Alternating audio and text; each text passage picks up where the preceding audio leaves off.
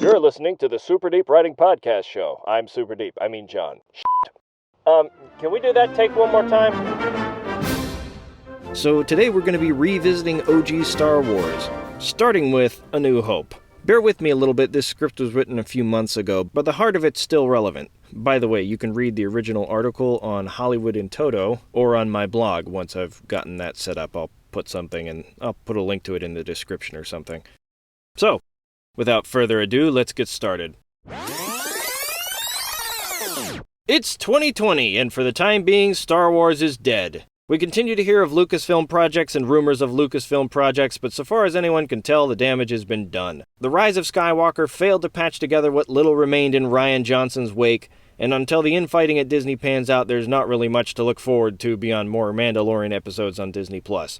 That said, I'm not really here to give you the big sads any more than necessary. The real question, at least to me, is this.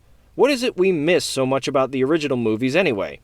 Was the writing and presentation really that much better than blockbusters of today, or Lucasfilm's own sequel trilogy? Do the pre-special edition effects really stand up on their own more than 4 decades later? I mean, the obvious answer is yes, but I'm trying to be more specific than that. I've got a word count to fill here. As you may have noticed by reading the title, during the lockdown I managed to rewatch the original Star Wars trilogy. For the purposes of this essay, I'll be focusing on A New Hope. And a few family members even joined me for the trip down memory lane. As most of you already know, these movies have gone through numerous changes since their release, some even before they left theaters. The most significant changes happened with the special editions, but what really tends to get people's goat is that finding a decent quality version of the theatrical or original Laserdisc version in widescreen is almost impossible. Fan editors have spent years trying to piece together the original 3 films in digital high-res glory, but the last time anything close to that was released commercially was as part of the 2011 Blu-ray release. Suffice it to say, I'm familiar with both the special edition and pre-special edition versions of the film, and I will be mostly referring to the film as it was when originally set loose on the world, not with the changes from 97 onwards. In the interests of clarity and originality, I'll try not to retread the plot blow for blow, instead emphasizing what stands out most to me. Let's get started. Firstly, Star Wars has one of the most famous opening shots in cinematic history. Everything from John Williams' blasting fanfare to the ships roaring overhead and the sprawling planet far below effectively sets the stage. The second thing that struck me on this viewing was how funny this sequence was. Being introduced to a film like this so young made it easier for jokes to go over my head while still thinking I'd absorbed everything there was to see.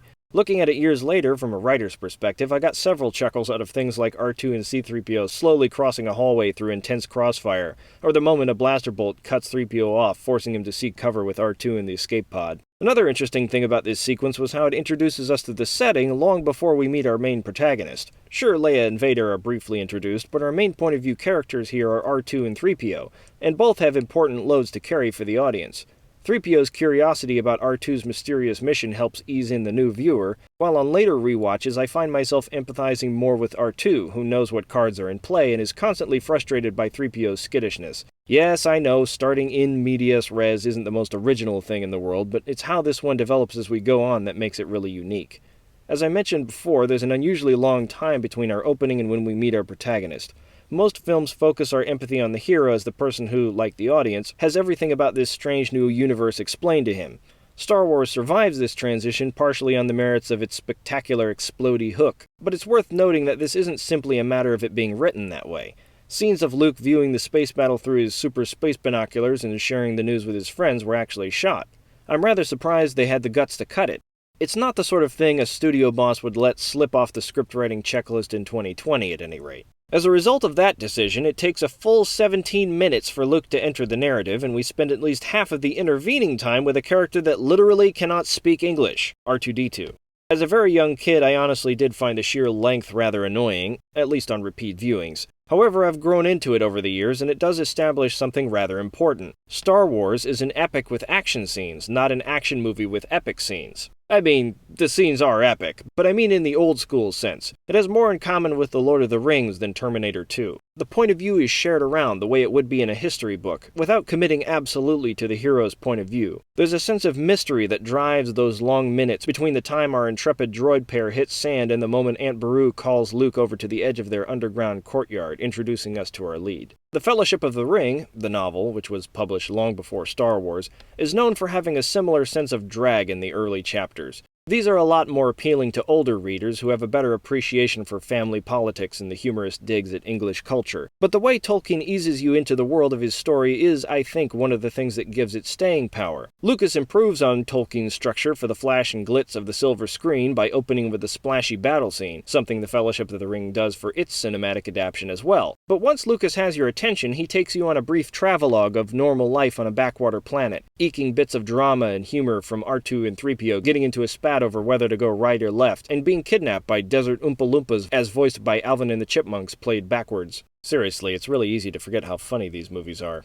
After our introduction to Luke, the pace picks up and we start to see the part of the plot that modern blockbusters have copied over and over again, where the hero first sets out on his journey. We're introduced to Kenobi, the mentor, Luke's family is killed, and he gets into his first bar fight in the middle of trying to hire an interplanetary Uber. Here I noticed another interesting thing, or more specifically, my mother recalled something her friend had told her back when they saw the film in the 70s, one of the side benefits of watching movies with other people.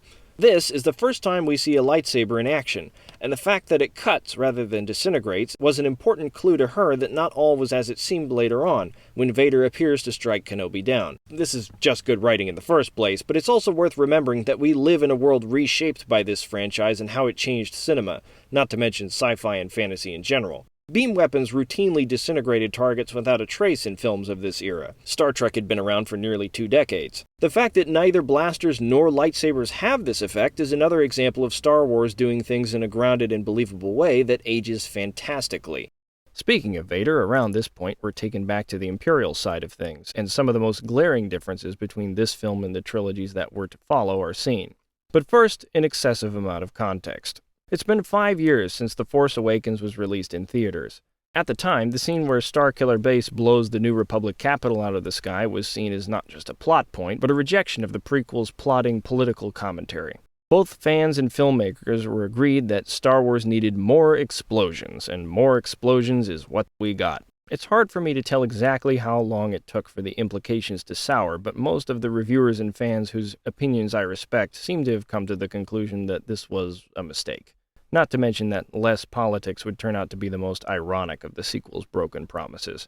The First Order and the Resistance, two of the most generically trendy faction names I've ever heard in any entertainment medium period, appear to exist in a sort of surreal fantasy universe where tactical resources simply appear on screen whenever they're needed. Let me clarify that this isn't a problem simply because it doesn't pack in all the technical details and lore that I spent ungodly amounts of time memorizing as a kid.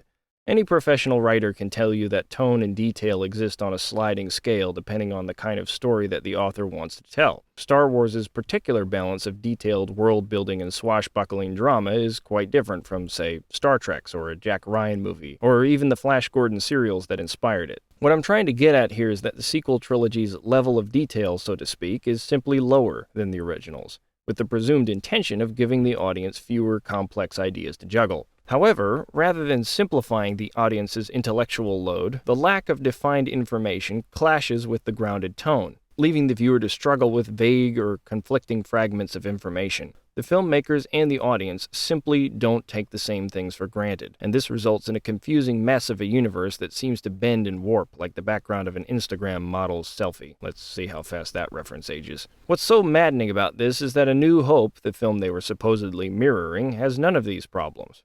Watching Darth Vader struggle to be taken seriously by the pompous, technocratic Imperial High Command is not only informative, but directly related to Luke's quest to become a Jedi. It gives Vader's famous Force choke meaning outside of merely being a novel way to punish subordinates. Even Darth Vader, in his own warped way, represents a truth that the Imperial regime wants kept hidden, that when the chips are down, the destiny of the universe is not measured by human computation. Grasping this truth, letting destiny guide his aim, will be what sends Luke's final shot home, and gives us the rousing, crowd-pleasing finish that made this film successful beyond its financiers' wildest dreams. Speaking of which, let's abruptly skip to the end and talk about the Death Star run. This is a very tightly written and straightforward sequence, almost bare bones by comparison to modern blockbusters, but it thrives on that simplicity, generating the tension and payoff that sort of sequence needs to be memorable. It's probably worth noting that the assembly cut of Star Wars was known for being confusing and bloated. Lucas collaborated with a team of 3 editors, including his then-wife Marcia, reducing the number of Luke's attack runs to 1, there were 2 in the assembly cut, and raising the stakes by adding the Death Star countdown sequences with Tarkin. As a result, we have a gripping, tightly written finale that pays off everything we've seen up to this point. The main issues, if you want to call them that, are that Leia doesn't have a whole lot to do, and Han skips town for most of it. But there's something about Luke suiting up to be a lowly fighter pilot, rather than graduating straight to Jedi Knight, that once again sets Star Wars apart from the modern superhero mold. Nobody cares that Luke just busted the Princess Leia out of the Death Star. He doesn't get a special suit. His call sign is Red 5, not Red Leader. He doesn't get to command any extras until everyone but he and the only 2 pilots he has any personal connection with are dead or scattered. Even this stands out as an interesting twist. One of the things I think was actually improved in the special edition was adding back Luke's reunion with Biggs. Not only does it make his death hit harder, but it becomes far more interesting when Luke is saved earlier by Wedge, Red 2. The story is reminding us subtly. Everyone matters, not just the chosen one. It suggests that each of these pilots we've had all of 5 seconds introduction to had their own journeys to this point, finding themselves on a suicide mission against impossible odds. You don't have to feel bad every time one of these red shirts gets shot out of the sky, but like any good truth, it's there all the same, whether you feel it or not. As a final twist, Luke doesn't get to face Vader mano-a-mano with the lightsaber he barely knows how to use, and is instead saved by Han at the last minute, leaving him free to use the Force to take the final shot. It's not really a surprise at this point, but given how much marketing was dedicated to Luke using a lightsaber, he gets remarkably little screen time with it. Once again, this is ultimately a good thing, building up Luke and Vader's confrontation in Empire. It's also an example of how tight writing isn't just good because it focuses on the best ideas in a story, but also leaves room for you to expand on that idea in the sequel, but that's a story for another time. When it comes to mass media franchises, we live in the world Star Wars built.